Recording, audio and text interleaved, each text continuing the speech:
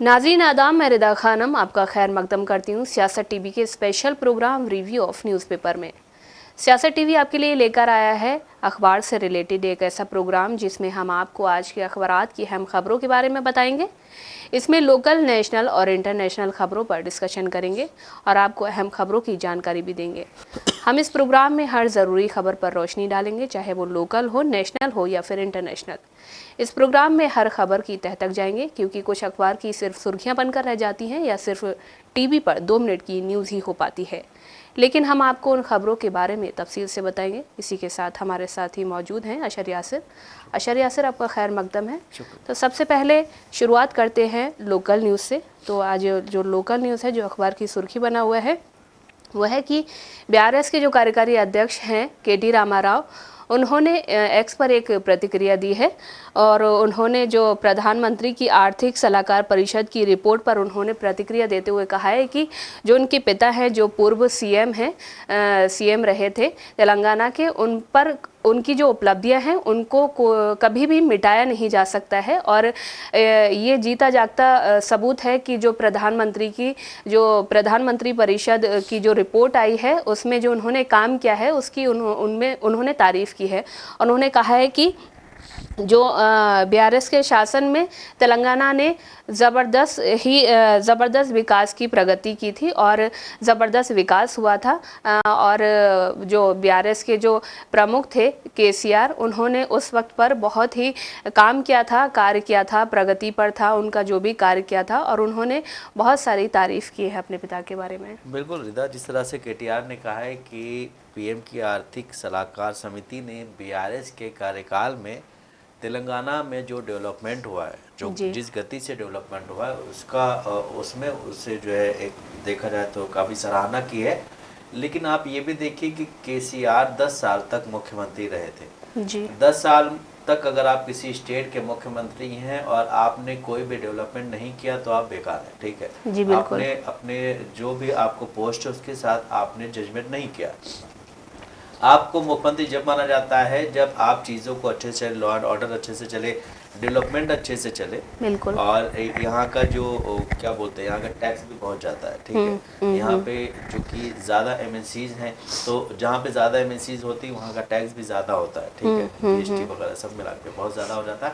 तो no doubt KCR ने काम बहुत किया, बीआरएस में काम बहुत हुआ, लेकिन अब लोगों ने जो है कहीं ना कहीं सत्ता परिवर्तन करने का मूड बनाया था। अब सत्ता परिवर्तन हुआ, रेवंत रेड्डी मुख्यमंत्री चुने गए, रेवंत रेड्डी मुख्यमंत्री बन के उन्होंने कुछ वादे किए थे, उन पे उन्होंने काम किया। उसके बाद फिर लोकसभा का इलेक्शन शुरू हो गया, लोकसभा के इलेक्शन में बिजी हो गए।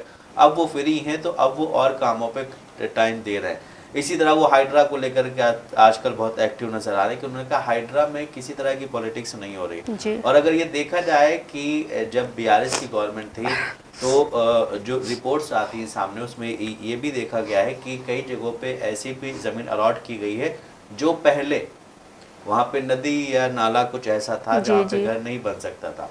तो इसमें आकर के इन्होंने सबसे पहले हाइड्रा का काम शुरू किया है कि हाइड्रा शुरू होगा, उसके बाद फिर हम और काम करेंगे, उसके साथ ही साथ और भी काम चले। जिस तरह से इन्होंने बोला था अभी कुछ दिन पहले कि जितने भी यूनिवर्सिटीज वो हैं, विश्वविद्यालय और कॉलेजेस, उसमें जो है बिजली फ्री करेंगे हम, ठीक है। और बिजली फ्री करने के बाद फिर इन्होंने जो है एक बड़ा अच्छा वो किया है कि यहाँ की जो लेडीज हैं उनके लिए बस फ्री कर दी है, ठीक है।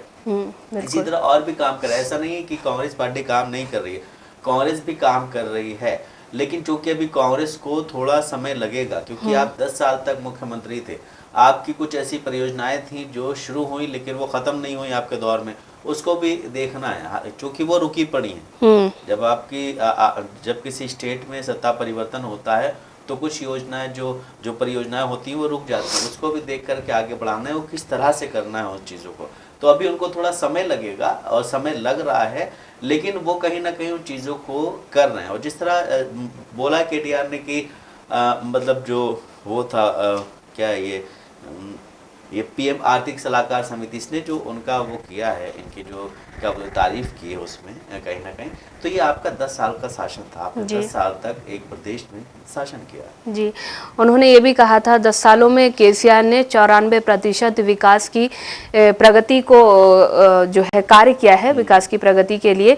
और आए दिन केटीआर उन पर कोई ना कोई कटाक्ष करते रहते हैं। हालांकि जो यहाँ के सीएम है रेवंत रेड्डी, उन्होंने कहा था कि जो हाइड्रा को लेकर उन्होंने कहा था कि हाइड्रा सिर्फ एक राजनीति नहीं है, यहाँ पर जो जल निकाय हैं, झीलें हैं, तालाब हैं, उन पर जो हालांकि देखा जाए कि यासिर आए दिन ग्लोबल वार्मिंग का खतरा बढ़ता ही जा रहा है, जिसको देखते हुए उन्होंने समस्या का समाधान करने का ये निपटारा किया है। जिस तरह से केरला के वायनाड में जो अभी कुछ टाइम पहले जो हुआ था, भूस्खलन हुआ था, लोगों की उसमें मौत हुई थी, वो इसी चीज को दर्शा रहे हैं कि अगर ऐसी चीजों पे हम अपना घर बनाएंगे और खुदा न खास्ता कोई अगर आपदा आती है तो आप पूरी फैमिली के साथ उसमें जो है कहीं ना कहीं आपको नुकसान हो सकता है। तो इस वजह से ऐसी जगहों से आप हट करके, उन्होंने हालांकि 2 BHK के लिए भी वो कहा है कि आप 2 BHK आपको मिलेगा, आप उसमें जाकर रहिए, बट ऐसी जगहों पे मत रहिए, क्योंकि ग्लोबल वार्मिंग जो होता है ना, उसमें अगर मतलब नेचर को जरा सा भी कुछ गलत होगा वहाँ पे, तो वहाँ पे मतलब कोई भी तबाही आ सकती है। जी, तो वहीं दूसरी खबर की तरफ बढ़ते हैं। यहाँ के जो भाजपा के एमएलए हैं राजा सिंह गोशा महल से, उन पर कर्नाटका के एक ज़िले में 3 महीने का बैन लगा दिया गया है। और वहाँ पर जो प्रशासन है उन्होंने कहा है कि राजा सिंह यहाँ पर बागलकोट के मुधोल में गणेश विसर्जन के लिए आने वाले थे और उनको वहाँ से जो आमंत्रित किया गया था, और लेकिन वहाँ पर जो पुलिस प्रशासन है, अधिकारी हैं, उन्होंने वहाँ पर उनको आने से रोक दिया गया है और उनके घर पर नोटिस भी भेजाया है कि आप यहाँ पर ना आए। और उन्होंने अधिकारियों ने हवाला दिया है, कानून व्यवस्था में संभावित गड़बड़ियों का उन्होंने हवाला दिया है। और इस पर केटीआर ने प्रतिक्रिया देते हुए कहा है, कांग्रेस पर उन्होंने निशाना साधा है, कर्नाटका सरकार पर उन्होंने निशाना साधा है। उन्होंने ये कहते हुए कहा है कि कांग्रेस सरकार जो है वो हिंदू विरोधी है। बिल्कुल, जिस तरह आपने जैसे बोला कि जो राजा सिंह पर बैन लगाया गया, उसमें अखबार में लिखा है कि नोटिस में राजा सिंह के खिलाफ धार्मिक भावनाओं को ठेस पहुंचाने के कई मामले दर्ज होने, साल 2010 से साल 2023 तक लगातार अल्पसंख्यकों को निशाना बनाने का उल्लेख किया गया है। इसके अलावा कार्यक्रम स्थल के निकट कई मस्जिद होने और हिंदू व मुस्लिम संगठनों के सक्रिय कार्यकर्ता होने का जिक्र करते हुए राजा सिंह का जिले में 3 महीने तक प्रवेश प्रतिबंध करने की जानकारी दी गई। उसमें कहा गया है कि ये अगर वहाँ जाते हैं तो कहीं ना कहीं वहाँ का जो एक सो कॉल्ड जो हिंदू अपने आप को कहते हैं हिंदुत्व वाले, वो एक्टिव होंगे, और जिस जगह पे इनका प्रोग्राम है वहाँ पे मस्जिदें भी हैं, तो कहीं ऐसा ना हो कि वो टकराव हो जाए, कुछ ऐसी स्थिति पैदा हो जिसे संभालने में समय लग जाए। तो एहतियात के तौर पे इनको वहाँ जाने के लिए प्रतिबंधित किया गया है, क्योंकि ये लगातार कहीं ना कहीं देखा जाए तो मुसलमानों के विरोध में कुछ ना कुछ बोलते ही रहते हैं। अभी कुछ टाइम पहले जेल में भी रहे थे, तो मतलब इनकी छवि कुछ ज़्यादा अच्छी है नहीं मुसलमानों के प्रति, हमेशा मुसलमानों को कुछ ना कुछ कहते ही रहते हैं। तो इसके लिए अगर वहाँ पे प्रतिबंध लगाया गया है तो कहीं ना कहीं वहाँ की जो प्रशासन है उसकी तारीफ होगी कि वहाँ की प्रशासन ने जो है इस चीज़ को जाना और इस चीज़ को समझा कि यहाँ पे कुछ ऐसी स्थिति ना पैदा हो जिससे वहाँ के हिंदू मुस्लिम जो मतलब भाईचारा है वो ख़त्म हो। वो बनाए रखने के लिए इन पे प्रतिबंध लगाया गया है। जैसा कि आए दिन सोशल मीडिया पर लोगों को धमकाते रहते हैं, मुसलमानों के खिलाफ विवादित बयान देते रहते हैं, और जाकर जगह जगह जाकर, जैसा कि वो महाराष्ट्र में आए दिन जो पिछली बार उन्होंने किया था, एक विवादित बयान भी दिया था, उस पर उनके खिलाफ मुकदमा भी दायर किया गया था। जी, मुकदमा दायर किया गया था। और मतलब राजा सिंह अपने को क्या बोलते हैं, एक बहुत बड़ा हिंदुत्ववादी समझते हैं, और हालांकि हिंदुत्ववादी होना कोई बुरा नहीं, लेकिन वो जो आप किसी और पे कटाक्ष करना या किसी मस्जिद के सामने खड़े होकर के उल्टे सीधे भाषण देना, या आप किसी सभा में हैं और वहाँ पे आप मुसलमानों को उल्टा सीधा कह रहे हैं, तो ये कहीं से जायज़ नहीं है। ये हिंदुत्व की आड़ में अपनी राजनीति चमकाना चाहते हैं, जिस तरह से देखा जाता है, राजनीति चमकाना चाहते हैं, और ये उस कैटेगरी में आना चाहते हैं कि हमें केंद्रीय मंत्री पद में जगह मिल जाए। जी, क्योंकि हमने ये भी देखा है कि कई ऐसे भाजपा के नेता थे जिन्होंने मुसलमानों के खिलाफ बोला और उनको केंद्रीय मंत्री जो उनका होता है उसमें जगह मिल गई है। जी जी। तो वहीं पर हम बात करें वन नेशन वन इलेक्शन, जिस तरह से हमने कल भी बात की थी, तो वन नेशन वन इलेक्शन को लेकर उच्च स्तरीय समिति की रिपोर्ट कल केंद्रीय मंत्रिमंडल में पेश हो चुकी है, उनके सामने रखी जा चुकी है और कैबिनेट से इसे मंजूरी भी मिल चुकी है और कहा जा रहा है कि आने वाले शीतकालीन सत्र में इसको पेश किया जाएगा और इस पर जो भी फैसला होगा वो केंद्र सरकार लेगी। और इसी को देखते हुए जो कांग्रेस के अध्यक्ष हैं मल्लिकार्जुन खड़गे, उन्होंने इस पर प्रतिक्रिया देते हुए कहा है कि एक देश एक चुनाव ये जो है व्यवहारिक नहीं है। और उन्होंने साथ ही कहा है कि भाजपा पर उन्होंने निशाना साधते हुए कहा है कि जब भी चुनाव जो है नज़दीक आते हैं तो भाजपा इस तरह का षड्यंत्र करना स्टार्ट कर देती है, लोगों को भड़काना स्टार्ट कर देती है, इस तरह के मुद्दे उछालती है कि लोगों का ध्यान भटक जाए और वो अपने असली मुद्दों से भटक कर इन सारे मुद्दों में मुलविस हो जाए।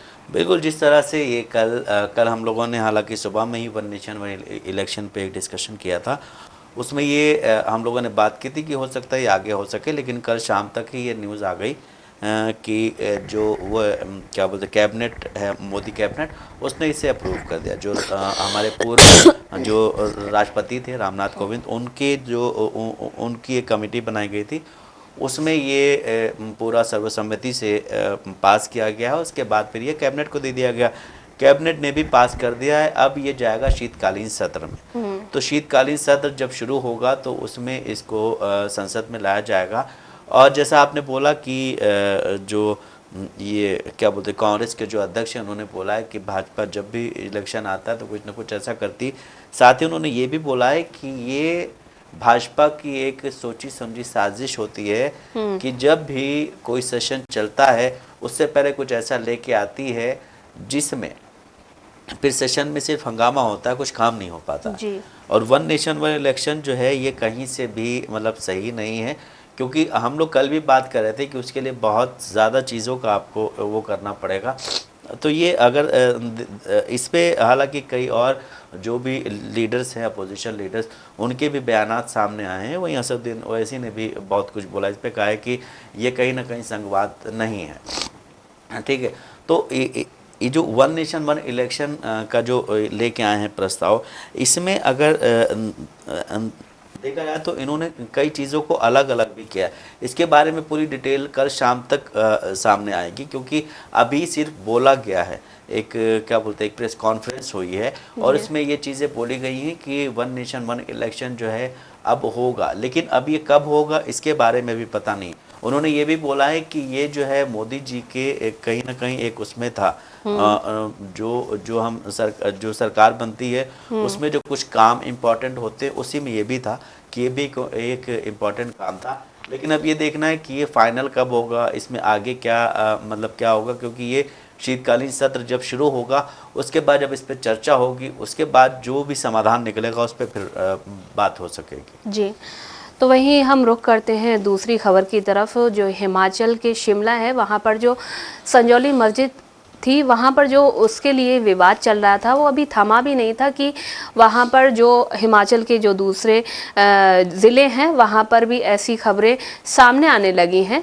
और वहाँ पर हिमाचल की एक मस्जिद है, वहाँ पर कुछ लोगों ने जो वार्ड के मेंबर हैं कुसुमपटी मस्जिद का मामला वहाँ पर एक सामने लेकर आए हैं। जो वार्ड के मेंबर हैं वो सारे लोगों ने अधिकारियों को एक पत्र सौंपा है और उन्होंने कहा है कि हमारे इलाके में जो मस्जिद है वो अवैध है और उसको ढाया जाए और उसके खिलाफ कार्रवाई की जाए। बिल्कुल, जिस तरह से अभी हम वन नेशन वन इलेक्शन की बात कर रहे थे, जब सरकार इतनी चीज़ें लेके सामने आती है तो कहीं ना कहीं इन चीज़ों पे भी सरकार को अपना रुख स्पष्ट करना चाहिए। केंद्र सरकार को इन चीज़ों पे अपना रुख स्पष्ट करना चाहिए कि भाई हम इस पे क्या एक्शन ले सकते हैं, क्योंकि कोई भी हिंदू संगठन उठ करके कल को ये बोल देता है कि भाई इस जगह पे तो मस्जिद नहीं थी पहले, ये मस्जिद अभी बनी है, तो आप जितनी भी कोशिश कर लें वो चीज़ें फिर जाती हैं कोर्ट में, कोर्ट से फिर उसकी तारीख होते होते बहुत समय लग जाता है। ठीक है, तो अगर देखा जाए तो जो क्या बोलते हैं बाबरी मस्जिद जो मतलब होता जो उसको वो किया गया था, शहीद किया गया था, उसमें भी एक बहुत लंबा प्रोसेस चला था। ठीक है, अब तक चला है वो, अब तो खैर वहाँ पे मंदिर बन गया। लेकिन इसमें जो है सरकार को सख्त होना चाहिए। और आपने जो बोला है कि वहाँ के कुछ लोगों ने जा कर के ये बोला है, वार्ड मेंबर्स ने, कि यहाँ पे इस मस्जिद के निर्माण को गिराया जाए, वहीं उन लोगों ने एक धमकी भी दी है। उन्होंने कहा है कि अगर यहाँ पे जुमा को नमाज हुई, जुमा की अगर नमाज हुई तो हम यहाँ आंदोलन करेंगे। तो आप ये देख रही हैं कि एक तरफ मस्जिद में जुमा की नमाज नहीं हो सकती है और आंदोलन हो सकता है जी। ठीक है, हम रोड पे बैठ के पूरा रोड ब्लॉक करके हनुमान चालीसा पढ़ेंगे, हम उस मस्जिद के बनने का विरोध करेंगे। ठीक है, तो ये मतलब गैर कानूनी नहीं है। लेकिन अगर वहीं कोई इंसान मस्जिद पे या ट्रेन में या हॉस्पिटल में या किसी मॉल में 5 मिनट के लिए नमाज पढ़ लेता है तो वो अवैध हो जाता है कि ये काम आप अपने घर जाके करें। जी जी। आप जिस तरह से देखती हैं गुजरात में जब वो आता है डांडिया का प्रोग्राम, तो वहाँ पे जो है ट्रेन में और बसों में ये चल रहा होता है, लोग लकड़ियाँ ले करके खेल रहे होते हैं नवरात्रि में। लेकिन अगर वहीं कहीं मुसलमान आप वहाँ पे नमाज पढ़ रहा होता है रोड पे या किसी ट्रेन में या किसी हॉस्पिटल में, तो उनको जो है ये बोला जाता है कि भाई ये तुम्हारा धार्मिक मामला है, इसे अपने घर में ही करो।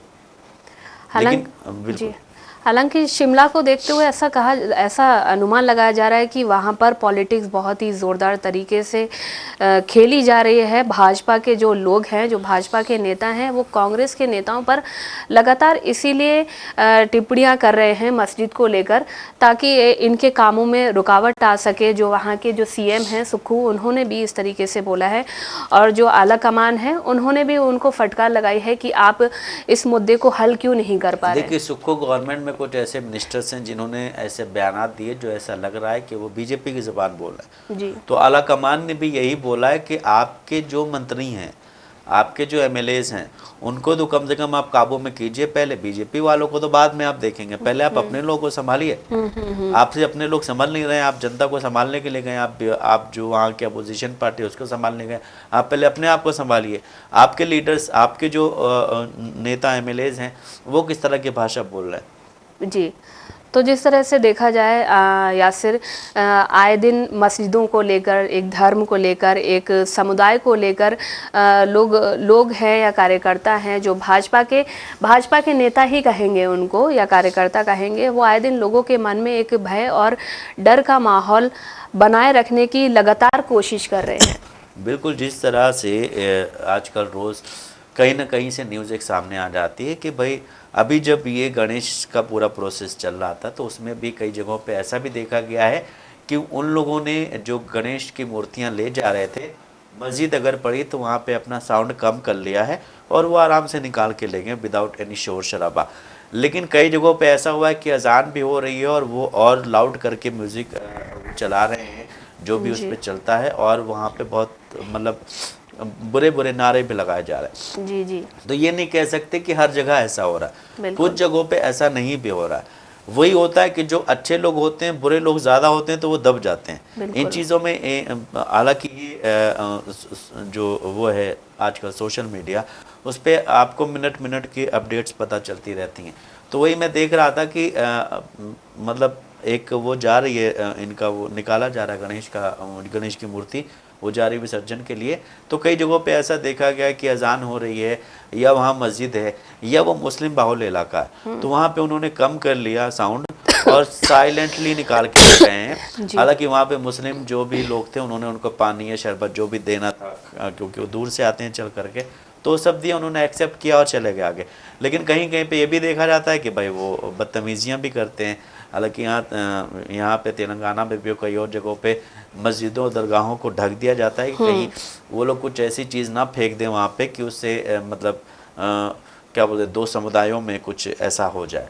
तो इसीलिए जो आपसी भाईचारा है वो कभी नहीं टूटना चाहिए, और मतलब जब तक हम आपसी भाईचारे के साथ नहीं रहेंगे तब तक देश तरक्की नहीं कर पाएगा। जी ऐसे, लेकिन इस चीज़ को बहुत कम ही लोग समझ पाते हैं। और देखा जाए जो इस तरह की जो घटनाएं सामने आती हैं कि जो भी जिस भी तरह का जुलूस होता है, चाहे वो गणेश विसर्जन का हो या दूसरे अन्य जुलूस होते हैं, उसमें जो लोग जो शोर मचाते जाते हैं, या अभी जो आए दिन जो वीडियो सामने आ रही थी उसमें लोग गाली देते हुए भी नज़र आए थे मुसलमानों के लिए, तो वहाँ पर कहीं ना कहीं असर उनके जो इलाके का जो नेता है उनका भी पड़ता है कि वो किस तरीके का है और वो क्या चाहता है कि वो लोगों के मन में किस तरह की भावना पैदा करना चाहता है। देखिए वही मैंने बोला ना अभी कि सब ऐसे नहीं होते हैं, कुछ अच्छे हैं, ज़्यादा बुरे हैं, तो जो कुछ अच्छे हैं वो बुरों के नीचे आके दब जाते हैं। ठीक है, तो अब अगर कोई ऐसा कर रहा है, वहाँ पे पुलिस भी खड़ी रहती है, अगर चाहे तो वो एक्शन ले सकती है फौरन एक्शन लेके उन लोगों को क्या बोलते हैं आइडेंटिफाई करके उनको अपने उसमें ले सकती है। लेकिन अब उन पे भी एक प्रेशर होता है, उन पे भी दबाव होता है। अगर वो 5 लोग को उठाएंगे तो 500 लोग उनके सामने खड़े हैं, फिर किसी मंत्री एमएलए का फोन आएगा इनको छोड़ दो तो क्या करेंगे फिर जी। तो वहाँ का जैसा आपने बोला कि वहाँ के नेता का प्रभाव होता है, बिल्कुल होता है। और वहाँ के नेता का प्रभाव होता ही है। जिस तरह से आप बीएचयू की घटना को देखें, बीएचयू की घटना में मतलब एक पार्टी का ही प्रभाव होगा ना कि 3 में से 2 छूट गए जिन्होंने गैंग रेप किया, जिन पे जुर्म साबित हो चुका था, वो छूटे हुए। तो ये प्रभाव होता है नेता का, पार्टी का प्रभाव बहुत होता है जी। अगर हम चाहें, अगर प्रशासन चाहे तो कुछ भी कर सकता है। प्रशासन चाहे तो एक दिन में आपकी भैंस ढूंढ के दे सकता है। ठीक है जी। लेकिन बस प्रशासन पे दबाव होना चाहिए जी। तो वहीं दूसरी तरफ रुख करते हैं विधानसभा चुनाव का। इस वक्त विधानसभा चुनाव का ज़ोर शोर से गुल मचा हुआ है और जम्मू कश्मीर में पहले फेज के चुनाव भी हो चुके हैं कल, और जिसमें 58% की वोटिंग की गई है। और जैसा कि आंकड़ा मायने लगाए जा रहे थे, अनुमान लगाए जा रहे थे कि 10 सालों के बाद चुनाव हो रहे हैं और वोटिंग प्रतिशत बहुत ज़्यादा रहेगा। हालांकि आंकड़ों को देखकर ऐसा नहीं लगा है, वोटिंग प्रतिशत बहुत ही कम आया है। और जो जम्मू कश्मीर के कुछ इलाके हैं वहाँ पर वोटिंग प्रतिशत ज़्यादा रहा है। हालांकि पुलवामा में सबसे कम वोटिंग प्रतिशत रहा है। बिल्कुल, जिस तरह से आपने बोला कि 10 साल के बाद इलेक्शन हो रहा है, तो यही अनुमान लगाया जा रहा था कि इलेक्शन मतलब जो अनुमान कल सुबह में लगाया जाता कि कम से कम 70 to 75% के दरमियान वोटिंग होगी। लेकिन सुबह में वोटिंग तेज हुई थी, उसके बाद दिन में फिर वोटिंग कम हो गई थी, फिर शाम में थोड़ा सा बढ़ा था, उसके बाद फिर कम हो गया था। और मतलब जिस तरह से आपने बोला कि मतलब वोटिंग परसेंटेज बढ़ना चाहिए था, घटा है, तो ये वाकई बहुत सोचने वाली बात है। पुलवामा में तो सबसे कम वोटिंग हुई है, 46.03% वोटिंग हुई है। और सबसे ज़्यादा वोटिंग जो हुई है वो किश्तवाड़ में हुई है, 77.23% वोटिंग हुई है। तो ये जो 7 उसका इलेक्शन था, ये कहीं ना कहीं बोला जा रहा था कि यहाँ पे पीडीपी की साख दांव पे लगी हुई है, क्योंकि पीडीपी यहाँ पे पिछली बार इलेक्शन में 11 सीटें जीती थी और 2014 का जो इलेक्शन हुआ था, हालांकि जब 22 सीटों पे इलेक्शन हुआ था 11 सीटें जीती थी। इस बार ये कहा जा रहा था कि पीडीपी जो है मतलब हालांकि अभी भी कहा जा रहा है कि पीडीपी यहाँ पे अच्छा काम करेगी और नेशनल कॉन्फ्रेंस के लिए भी ये जगह जो है काफ़ी इम्पॉर्टेंट है। लेकिन अब